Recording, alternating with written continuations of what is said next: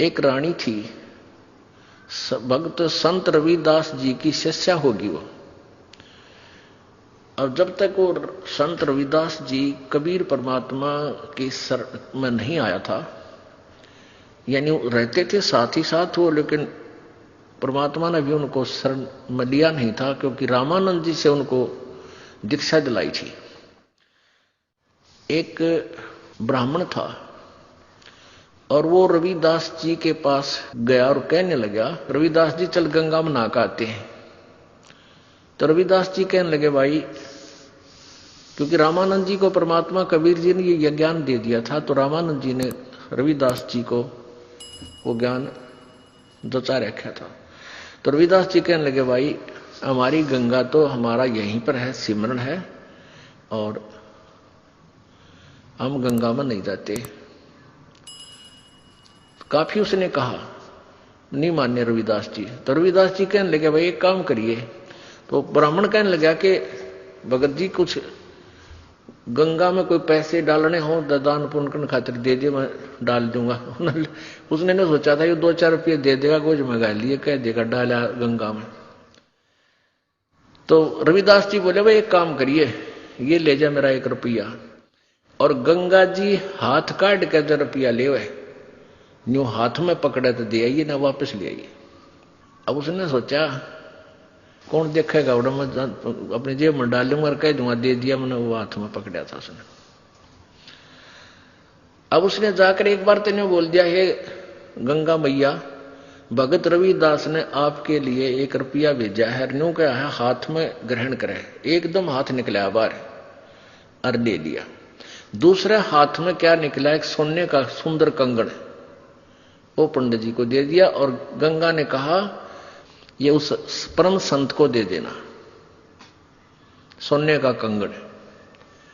अब पंडित जी का गया बेईमाना, अग भाई के बेरा फटेगा, रविदास जी ने ठगा ला जेब भीतर ली में, और उसने आके राजा को दे दिया। अच्छे पीछे मिलेंगे। राजा ने अपनी रानी को दे दिया। रानी कहने लगी, इस आते एक और चाहिए, ये तो जोड़ा होता है। उसके कुछ पैसे दे दिए, जैसे भी 20, 30, 50 रुपये थे उस कंगन के, पहले महंगे सस्ते होते थे भाव। अब राजा नौबामण फिर बुलाया, पंडित जी बात सुन, एक और लिया, नित्रा बकल तारांगे जा नहीं ले आता। क्यों? उसा कंगन उसने सारा पटक सर पटक लिया, कितना नहीं पाया। वो जब दुखी हो लिया, अकीब जान बच्चा नहीं, रविदास जी के पास चले, शायद वो फिर 1 रुपया दे दे, मैं गंगा में दे आऊं और फिर वहां से मिलेगा मुझे। तो फिर रविदास जी के पास गया पंडित जी, कहने लगे, भगत जी आज तेरे हाथ में मेरे परिवार की जान है। राजा ने जब वो 1-2 बार नकारा कर दिया, जी और तो ना पाता, ने बोला रानी का आदेश है, या तो लिया, नहीं तेरे पूरे परिवार ने कोल्लू में पीड़ांगे। पहले ऐसे जुबान पर कानून होता था राजाओं का। अब वो बना डर गया, फिर आखिर में रविदास जी के चरणों में पड़ गया, रोए पड़ा। रविदास जी कहने लगे, क्या हो गया, क्या हो गया ऋषि जी, क्या बात है, क्यों रो रहे हो? नो बोला, जी जान बचा दो, आज आपके हाथ में मेरे परिवार का जीवन है। रविदास जी बोले, भाई कहानी बता क्या है? नो बोला, जी आपने जो वो रुपया दिया था वो मेरी जान का झाड़ हो गया। रविदास जी बोले, भाई कारण बता, मेरा रुपये का कह रहा है, पहले तू ये बता, वो रुपया मैया ने लिया कि नहीं तेरी ने बोला, जी मैया ने लिया, एक हाथ से रुपया पकड़ लिया, दूसरे हाथ से कंगन दे दिया सोने का। मेरे को आ गया लालच, मैंने दे दिया राजा को, उसने मेरे 150 रुपये दे दिए उसके, यानी उसमें 100 रुपये तो आजकल लाख रुपये के बराबर थे। अब उसने रानी को दे दिया, रानी ने जिद कर दी कि एक और चाहिए, तो जोड़ा होया करे। अब वो दूसरा मैं सारा सर पटक लिया, मुझे मिल नहीं रहा, राजा का आदेश से जो दूसरा नहीं लेकर आया था, मेरे पूरे परिवार को खत्म करेगा। नो बोला, 1 रुपया और दे दे, मैं गंगा मैया ने देकर ले आऊंगा। नो बोला, इससे वो जहां वो जूते बना रहा था ना रविदास जी, वहां एक कुंडा होता था पानी का, एक कुंडा सा पानी का होता था, जैसे डोंगा टाइप मिट्टी का, जमीन में गाड़ दिया करते, उसमें से डोरी गिल्ली रखते थे वह, और जूते गांठ बनाते थे ना, उसमें गिल्ली गोरी बोरी, और उसमें वो चाम भी भेकर रखते थे, चमड़े को भिगो कर रखते थे। पहले जो ये चमार जो जूते बनाते थे, ये जीव हिंसा का किया हुआ चाम नहीं लेते थे। कोई स्वाभाविक को पशु मर जाता था, उसी का चाम उतार के, यानी वो पाप के भागी नहीं होते थे, तो उसमें चाम भी भिगोया करता था, चमड़ा कुंड में। तो रविदास जी बोले इस कुंड में हाथ दे के काट ले जितने कंगन चाहिए। अब पंडित जी पहले तो दूर बैठा था, एक लत कपड़े से बोझ के, और मरता क्या नहीं करता, वो हाथ दे दिए उसमें, उस चाम के पानी में हाथ मारा तो उसके अंदर से 3-4 कंगन आए, एक जैसे, वो बिल्कुल डिटो कॉपी। अब रविदास जी बोला बाकी यहीं डाल दिया ना, और सामत आ जाएगी तेरी, एक ले जा अपना। अब उसने तो कलदा पाटन हो रहा था, वो तो लेकर चला गया। अब वो रानी ने पूछा भाई तू लाया कितने पल दनाटे था, सच्ची बता। उन्होंने सारी कहानी बता दी। तो वो रानी इतनी प्रभावित हुई ऋषि जी तय उससे, रविदास जी से, उन्होंने, रानी ने उसको गुरु बना लिया रविदास जी को। और एक दिन फिर धर्म भंडारा किया, एक भोज देना चाहा उसने, कोई लड़के की पार्टी पूर्टी करके, जन्मदिन वगैरह का। उसमें 700 तो ब्राह्मण आ रहे, ब्राह्मण पंडित जी, और उधर से गुरु जी को भी आमंत्रित करना जरूरी था कि गुरु के बिना कोई अनुष्ठान नहीं करना चाहिए। रविदास जी को बुला रखा। रविदास जी को रानी ने आदर सत्कार से अलग से एक सुंदर आसन बिछाकर उसके ऊपर विराजमान कर रखे।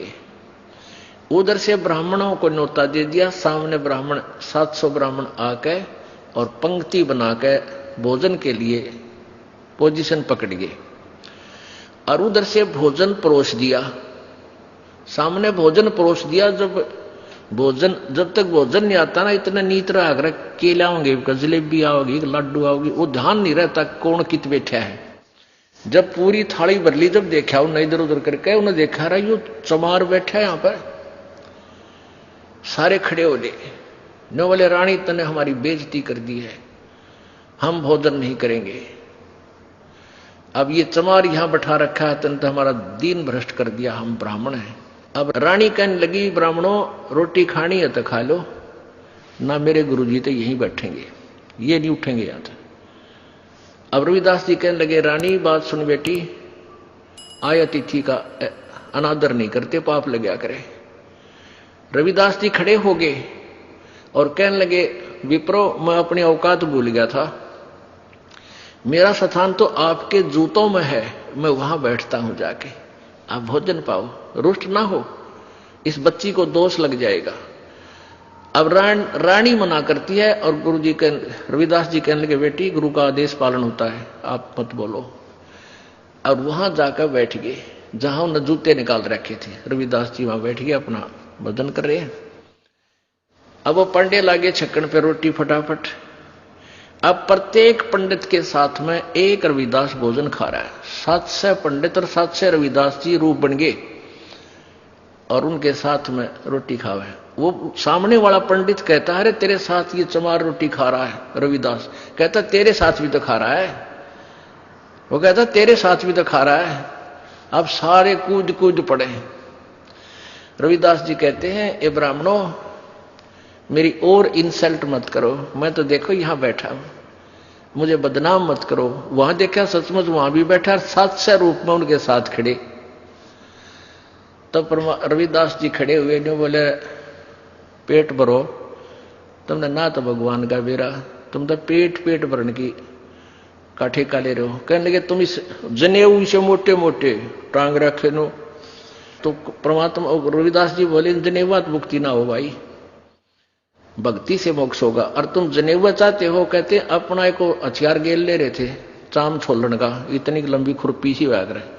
वो कहते हैं न्यू, वो तो एक लीला थी, कौन सी खाल पाड़े थे, एकदम न्यू करके दिखा दिया। न्यू बोले देखो मेरे अंदर सोने का जनेऊ है भाई, तुम तो इसके सूत का बोझ मरो। तब कहते हैं 2 घंटे तक प्रवचन किए उस पर संत ने।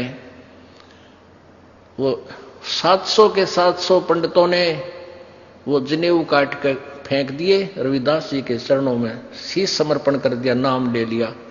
गरीबदास जी ने लिखा है 1.25 मन सूत होया था उनके गलाम्या का, 1.25 मन सूत, और उनने उन 700 पंडितों का उद्धार कर दिया। तो यहां क्या बता रहे हैं, वही बता रही है ये विष्णु पुराण। लाए पाखंड और अंधविश्वास को जड़ से मिटाए। अंधश्रद्धा भक्ति मानव जीवन के लिए बेहद खतरनाक है। शिक्षित समाज से निवेदन है कि नकली और शास्त्र विरुद्ध साधना बताने वाले धर्म गुरुओं से बचे तथा नकली धर्म गुरु का विरोध करे। सभी धर्मों में पाखंडवाद चरम सीमा पर है। समाज को चाहिए कि गलत साधना बताने वाले धर्म गुरुओं का डटकर विरोध करे। पुस्तक अंधश्रद्धा भक्ति खतराए जान को पढ़े। हमारे इस वेबसाइट पर जाकर इस पुस्तक को निःशुल्क पाए, या फिर आपका पूरा नाम, पता और फोन नंबर इन नंबरों पर SMS करें। अवश्य देखिए जगतगुरु तत्वदर्शी संत रामपाल जी महाराज के मंगलमय प्रवचन हर रोज इन चैनलों पर।